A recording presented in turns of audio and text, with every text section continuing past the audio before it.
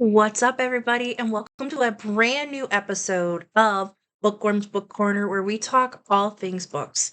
I am your host, Elizabeth Berg, and today we're going to be talking about a mystery thriller that has captivated the book talk audience by storm a few years ago, and one that has been currently sitting on my bookshelf for the past year and a half.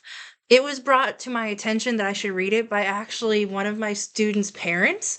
Um, I absolutely love her, and she said, "You need to read this book. I need someone to tell me what they think of it, like a genuine thought process of what they thought of it." So I read it, and now here today we are going to be talking about The Silent Patient by Alex Michaelides. So grab a drink, get comfortable, and let's start talking. So, if you remember, one of the first things we like to do is we usually have a little book tour. So, here is my book. I got the hardcover edition. I got it during the time when I got my COVID shot. Um, I did not react well. And I ended up buying a bunch of books off Target online, and this was one of them. This has been on my I want to read list for a while, but I just never really got that motivation to read it, and then I was like, "Let's do it." It took me a couple days to read, not because it was boring, but because it just I needed a little time to read it. It's a school week. And I really like the cover. I like how the if you can kind of tell by like this angle. I like how the cover looks. I like how it feels. Um in one of my previous reviews of one of the books, I like the color of the pages and like the consistency of the pages. Um for some of my sensory friendly friends, um sometimes some books feel funny and then you don't want to touch them. This is not one of those cases. I actually really liked like the paper, how it felt. And it's a really nice book. I really like the sleekness of it. Let's talk about some logistics of this book. This book is 324 pages, not including the little snippet, I guess, of his next book. Um, or the acknowledgments, excuse me, the acknowledgments is what comes afterwards. So I guess roughly 325, 326. This book comes from two dueling perspectives. It comes from the main character of being Theo, who is a criminal psychotherapist, if I'm not mistaken.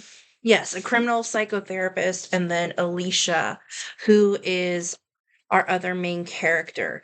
Um, I really like one thing about this book is that it has short chapters. So when you flip through this book, what you'll notice is that there is a um 5 different parts. One of the other books that had something similar to this was I'm trying to remember, I believe it was We Were Liars, where they have different parts to it, and it continues to push the story through. This has 5 different parts that go through the story, and all the chapters are fairly short, so then the first thing that you wanna do is go, "Oh, one more chapter, one more chapter." So I really did appreciate that because sometimes one of my big things about mystery thrillers is whenever I'm reading a book, and this is something that a lot of people know about me, and if you don't know, welcome to a new tidbit about me. When there's too much information on a page, when it gets too much, then I get lost. Okay. So one of my did not finish books that is on my Goodreads, for example, um, is that it just sometimes it's too much for one piece of information at a time. And if I get too lost in that sauce, then I'm not going to be able to understand where I'm coming from and where it came from and all that information that goes forth with it. So I appreciate having the shorter chapters to keep me interested, but to also keep the story going, especially when you have dueling perspectives such as these. Um, I really also appreciate the fact that, like I'm one of those people that I do read the back, I read the cover, and I'm going to read you guys the little book flap as well. And one of the big things that I also really, like I said, do appreciate is besides the short chapters, um, I like the font change. So when you have like the diary font versus or the dueling perspective font and then like the main character Theo's font, in case that you weren't paying attention, not saying that you don't, but in case you were not paying attention, you'll notice that there's a slight change in font. And then you'll notice that, oh wait, that means it's a different perspective. I need to really refocus and look at where we're at. So I'm going to read you guys the book flap. That way you guys get a brief summary of what this book is about. And then I'm going to talk about, a couple different things that I like other than, the font and the short chapters. And then some things that I did not like. So, The Silent Patient, as I lose my book jacket. Whew. Alicia Bernstein's life is seemingly perfect. A famous painter married to an in-demand fashion photographer, she lives in the grand house overlooking the park in one of London's most desirable areas. One evening, her husband Gabriel returns home late from work, and Alicia shoots him 5 times in the face and never speaks another word. Her refusal to talk or to give any explanation turns into a domestic tragedy into something far grander, a mystery that captivates the public imagination and casts Alicia into notoriety. The price of her art skyrockets, and she, the silent patient, is hidden away from the tabloids in the spotlight at the Grove, a secure psychiatric unit in North London. Criminal psychotherapist Leo Faber is captivated by Alicia's story and jumps at the opportunity to work with her. His determination to get her to talk and unravel a mystery of why she shot her husband takes him down the path far more than he expected, and more terrifying than he ever imagined. The search for the truth that threatens to consume him. Shocking, thought-provoking, and deeply twisted, The Silent Patient is a spellbinding psychological thriller about violence, obsession, and the dark side. Passion. So let's talk about what I do like about this book. So, the first thing, I really found the dynamic between the two characters, Alicia and Theo, to be very interesting. There's not a trigger warning in the beginning of this book, but this book takes place in a mental institution, and it really focused greatly on the mental illness, the mental capacity of these two characters. You have, on one hand, the psychotherapist who, is supposed to be helping with her, but borderline is obsessed with her. And it's literally within the first chapter, he's like, I really wanted to work with her. I think I can do this.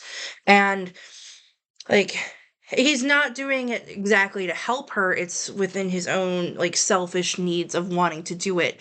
And it's interesting to see his perspective and then Alicia's perspective of what happened up to that point of where she ended up murdering her husband.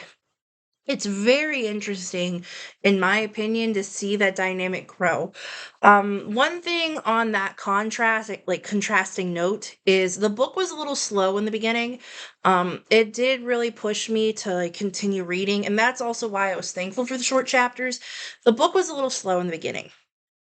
I was wondering how all of this, works together. All of this is going to make sense, how everything is just going to line up on top of one another. And at the end of the day, I got about halfway through and I was like, okay, this is starting to click. And then once around part 3 hit, it went from like it really took off. So I really did like the ending. I have a lot of questions about the ending. And I'm not going to explain, obviously, the ending. This is not a channel where I give spoilers. But what I am going to say is I want to know what happens next. I'm not sure if he's going to write another book. I don't know if he's going to continue this story. Could he leave the story alone? Yes. But how the book ends really took me by like, holy cow, surprise. Like, I was in shock. I was bombarded with a ton of emotions, and I thought to myself, this is not possible. This cannot end like this. I like the ending, but I didn't like the ending because I had so many unanswered questions that I really wanted answered. I don't know if it's because I'm just a pain in the butt and I really want to have that closure, but it closes itself nicely, but it has that gappage, like, in the wrapper, you know what I mean? Where you can put your finger in and you can just tear the wrapping paper open easily. It has, like, a gap where I'm just like, so I really did like this book. I gave it, I believe, a 4 out of 5 stars. I'm not one to really give 5 stars to books only because if I give a book a 5-star rating, then, it's not it just it sets that standard up for, like, uncertainty, and I have a really difficult time giving 5 stars. Goodreads doesn't give half stars, so I gave it a 4. Is it like a 3.5 to 4? Yes. Is there any spicy scenes? Not really. Is there adult content in there? Yes. This is obviously a adult novel. This is not something like a YA adult, like a young adult novel. This is not one of those. Um, this is definitely an adult novel, but it is so interesting. It is definitely emotionally chilling. It is very intense. The ending, like I said, was complete shock.